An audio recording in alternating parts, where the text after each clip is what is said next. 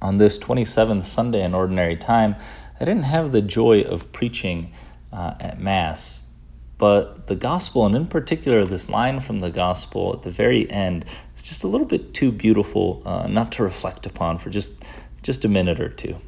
So Jesus says, "Who among you would say to your servant who has just come in from plowing or tending sheep in the field, 'Come here immediately and take your place at table'? Would he not rather say to him, 'Prepare something for me to eat. Put on your apron and wait on me while I eat and drink. You may eat and drink when I am finished'? Is he grateful to that servant because he did what was commanded? So should it be with you. When you have done all you have been commanded, say, 'We are unprofitable servants. We have done what we are obliged to do.'" So that was the second half of the gospel that came from the 17th chapter of Luke.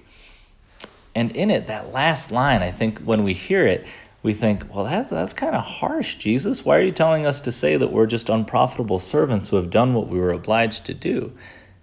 But Jesus isn't putting us down there. The fact that he says we're unprofitable says he doesn't want to profit us off of us. He doesn't want to just use us. That's the great part of finally admitting that we're kind of useless to God. Like, he doesn't need any of us. But that's because he doesn't want to use us. He wants to love us. He made us not for profit, not because he needs our cooperation, but because he loves us. And in fact, we need our cooperation with him more than he does. We have done what we were obliged to do. That part could lead us to reflect on, Lord, what is it that I am obliged to do? What is it that you call me to do in my day-to-day life?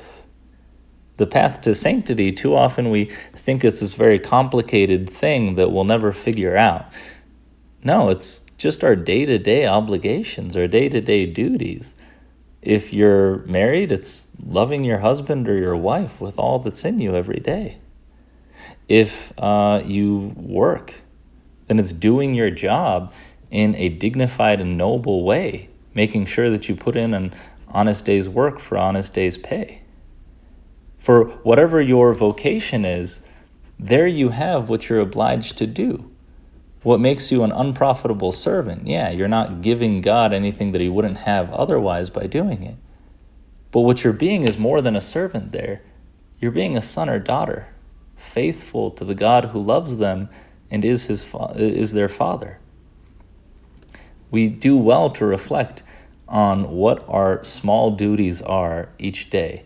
Because when we do those faithfully, that's when we live with faith. When we do our duties with love, when we do each and everything thinking in terms of our relationship with God, pausing sometimes to ask that question like, Lord, what do you want me to do right now? Then it is that we can live with the faith that Jesus started off this gospel talking about. He said, if you have faith the size of a mustard seed, you would say to this mulberry tree, be uprooted and planted in the sea, and it would obey you.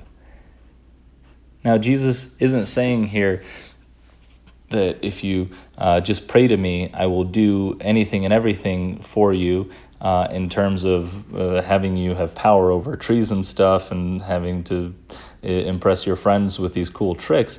No, what he's saying is you tap into my very power when you live with faith, when you live always judging every situation, every encounter, even your own thoughts and emotions and actions in terms of your relationship with me, then you can tap into my power. You can live according to my will, and I can do incredible things through you.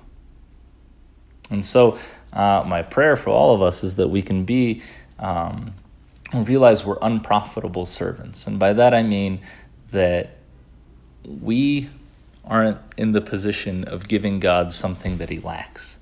We're in the position of doing what we're commanded, and by that, being able to live lives of faith, tapping into the very power of God. When we do what we're obliged to do, our daily duties in whatever state of life we find ourselves in, We get to live in this communion with God in all of the little details of our lives. And so this week, let's meet our obligations and our duties not with a spirit of sad resignation, but of faith and of love and of joy, of being able to work in all of the little aspects of our lives in communion with God, and that communion with God that we call a life of faith.